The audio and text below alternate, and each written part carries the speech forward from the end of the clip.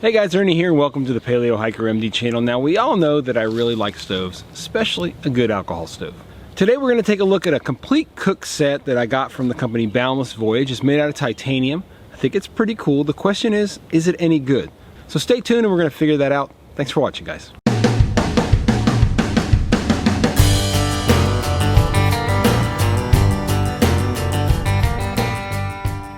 So alcohol stoves are very popular for a number of reasons. They have basically no moving parts. They're easy to use and they can burn a number of easily and very readily available fuel options. Probably the most classic alcohol burner is the Trangia. We have tons of videos on Trangia and Trangia-like products or Trangia clones, but that's not what we're dealing with today. What caught my eye about this stove kit, not only is it titanium and it comes with the burner itself, but it comes with a combination windscreen and pot stand all together for a really reasonable weight and a decent cost. Let's check it out. So here is the stove and the stand. This is the little carrying case that it comes in. Pull it out, show you guys what it looks like. Dimensions are 3.9 by 3.8 by 3.8. The weight of the stove itself total is 3.7 ounces. That's the claimed weight, so let's go ahead and weigh it. You guys will have a hard time seeing the actual units, but I'll tell you guys. Let's change it to ounces. So for 3.9 ounces is what it is instead of 3.7. The stove itself, is 1.5 ounces. If you put the top on it, 1.9 ounces. And if you put the actual pot stand / windscreen, it's 2 ounces. So 3.9 ounces. Material is titanium made in China. Cost of the kit is $35.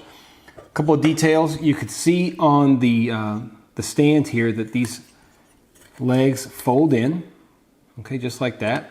You could use it like that if you wanted to. It still has pretty good stability, but obviously it's designed for you to open these up like this. You get quite a bit more stability, and you also get these positions closer so you can use a smaller pot. Has a little port where you can see in the front there. It's got ventilation on the bottom. The stove itself is a very, very simple stove. It's got all these different jets here on top, which you get a lot of flames from there. You also get flame from the inside. And it has this top, which has a handle like most of these simmer rings. You can just adjust this simmer ring as you want to. It's not super effective. You can kind of put it to the side like that.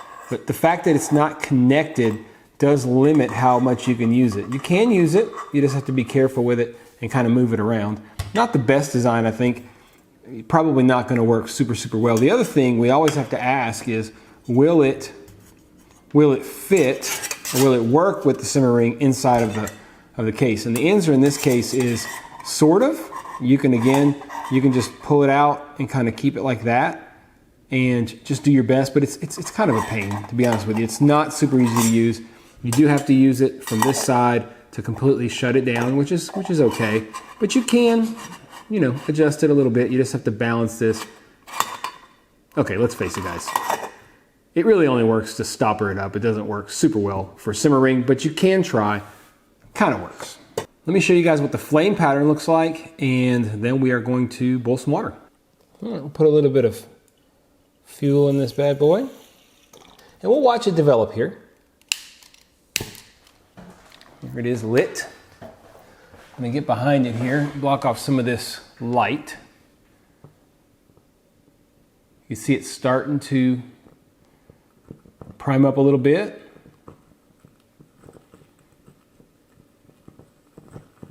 Not taking too long at all.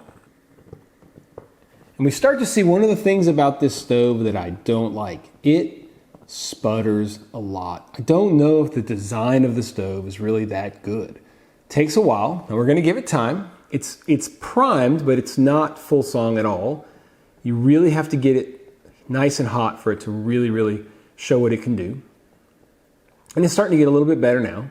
In the end, we're going to find out exactly how well this works when we boil our water, because we would expect it to have similar numbers to a lot of these other stoves. It's pretty much at full song there. All the ports are releasing jets. It's kind of a more homogeneous type flame pattern, no distinct jets, just kind of a ball of flames. So there is your flame pattern. Now I'm going to get things set up and we're going to boil some water. Okay, so we're going to put our 1 ounce of fuel, if I can find it, hold on. We're going to put our 1 ounce of fuel in here. It's kind of annoying because it can spill.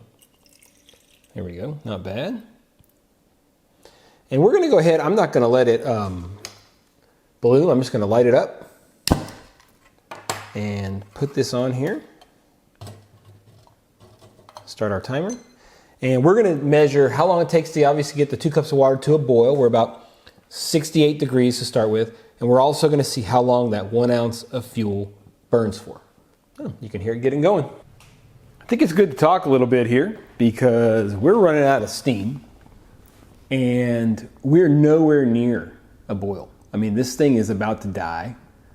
We're going to call it here any second. And that is impressively bad.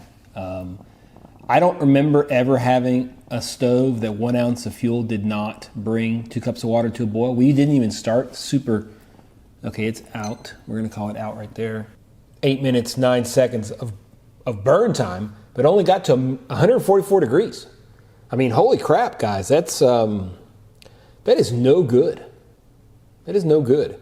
I've done testing with it. I've boiled water. I haven't paid much attention, to be honest with y'all, and I never measure. I just throw a bunch of fuel in there and let it go.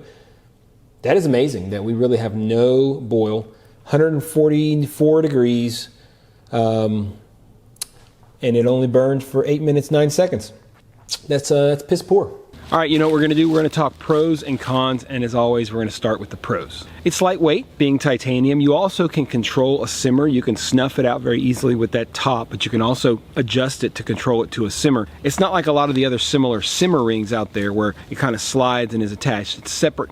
The pot stand is excellent. It holds a pretty large variety of diameters of pots, which is always something really nice. You want something that'll hold a pretty small pot and up to a pretty large pot as well. It's got excellent wind protection. It's got a pretty wide flame pattern, which allows it to hit the bottom of any size pot very well. Incidentally, the stand is also designed to burn wood in it if you want to, so that's something extra. I'm not really sure you could, but it is designed to allow you to do that, so just another thought.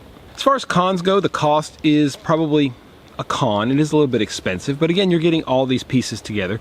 You also cannot store fuel in it. You can extinguish the flame, but if you want to carry it out and not have fuel in it, you're gonna have to dump it out, which is something I really don't like. So basically, if I ever use this stove, or when I use this stove, it'll be only letting it burn off completely, so I don't have to worry about pouring out fuel and stuff. It does come with a mesh carrying case, but the sharp bits of the stove very easily get caught on that mesh. It'd be nice if it was more like a solid nylon bag, but again, we're just getting picky here.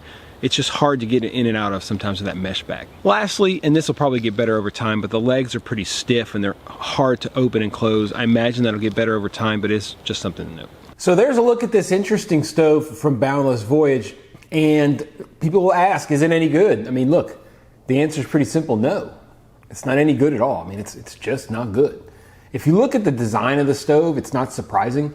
It doesn't really have any real form or function. It just kind of throws flame up. The jets don't really contribute anything to it. You don't get any distinct jets, and it just kind of pushes the flame up. It doesn't really work very well. It's also very susceptible. I mean, all there is inside here is an air conditioner, and it really had a hard time just focusing the flame. The flame doesn't come out with any velocity, any force, any purpose. It just kind of oozes out and gets lost, and that's why we didn't even get this thing to a boil. The stand is pretty cool. The weight is excellent, but the overall performance is terrible. It's been a while since we've had a real dud here on the channel, and this stove from Boundless Voyage is a dud, which concerns me because I have 2 other stoves from Boundless Voyage that we're gonna check out here in the next couple of weeks. Are they gonna be this bad? Man, I hope not. Not sure if you guys are aware, but I have an entire playlist on stoves. If you're looking for actual alcohol stoves that work, you can check out that playlist. I got a bunch of them. I also have lots of gas stoves, wood stoves, solid fuel stoves, all stuff like that.